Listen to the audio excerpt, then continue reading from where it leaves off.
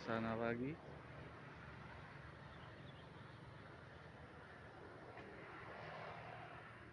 di sekitar Bandara Sultan Mahmud Badarudin II.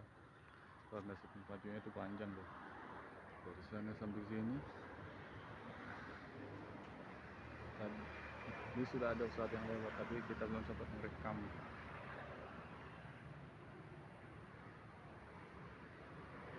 Kayaknya ada pesawat tuh parkir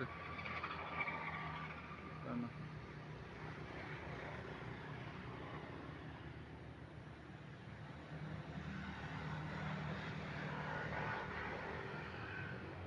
Kayak ada kabut begini, ini enggak kelihatan jelas.